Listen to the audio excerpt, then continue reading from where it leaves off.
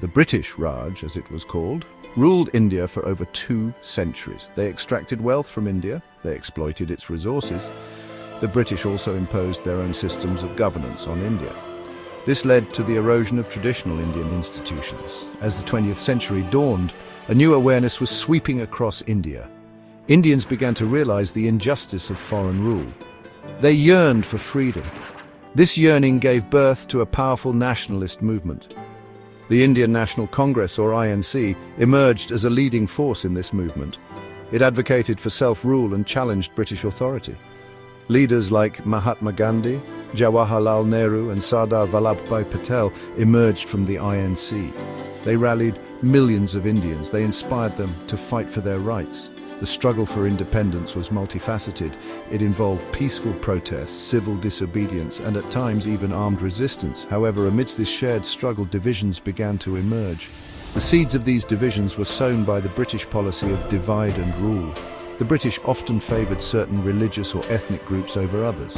This created resentment and mistrust among different communities. This mistrust was further exacerbated by the rise of religious nationalism. Both Hindu and Muslim leaders began to emphasize their distinct religious identities. This led to the growth of communal tensions.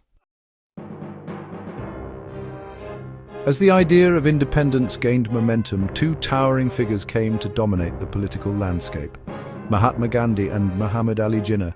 Gandhi, the apostle of non-violence, dreamt of a united India. He envisioned a secular nation where Hindus and Muslims lived together in harmony.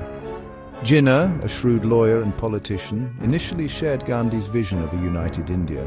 He even earned the title of Ambassador of Hindu-Muslim Unity. However, Jinnah's views began to shift in the face of growing Hindu nationalism. He felt that Muslims, who were a minority in India, would be marginalized in a Hindu-majority state.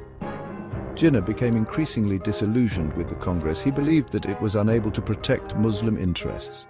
He began to advocate for a separate Muslim state. This idea resonated with many Muslims who felt increasingly insecure about their future in an independent India.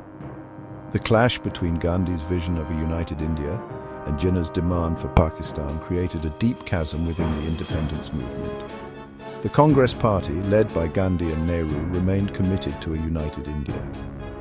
They saw the partition as a betrayal of the nationalist struggle. The Muslim League, under Jinnah's leadership, became increasingly insistent on the creation of Pakistan. In 1940, the Muslim League formally adopted the two-nation theory. This theory, championed by Jinnah, argued that Hindus and Muslims were 2 distinct nations. They had different cultures, customs, and traditions. They could not peacefully coexist within a single state. The League demanded the creation of Pakistan. It would be a separate homeland for the Muslims of India. This demand was met with resistance from the Congress and the British. However, the Muslim League's popularity grew rapidly among Muslims. This was particularly true in the northwestern and eastern provinces of India. These provinces had large Muslim populations. They felt increasingly marginalized by the Congress's Hindu-dominated leadership. The call for Pakistan became a rallying cry for many Muslims. They saw it as their only hope for freedom and self-determination. The political climate in India became increasingly polarized. Communal riots erupted in different parts of the country. The dream of a peaceful and united India was rapidly fading.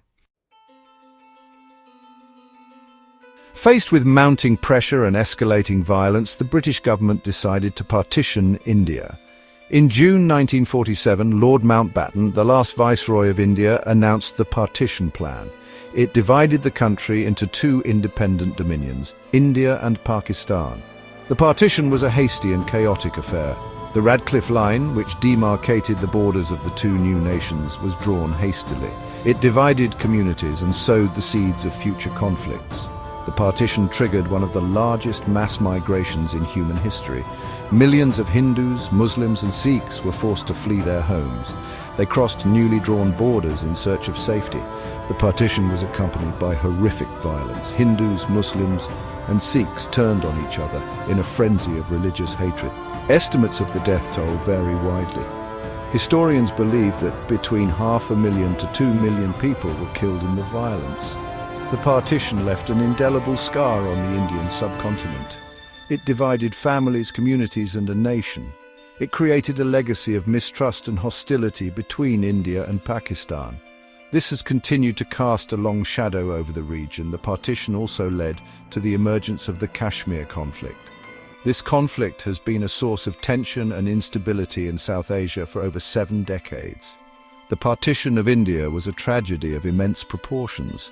It serves as a reminder of the human cost of division and the importance of tolerance and understanding.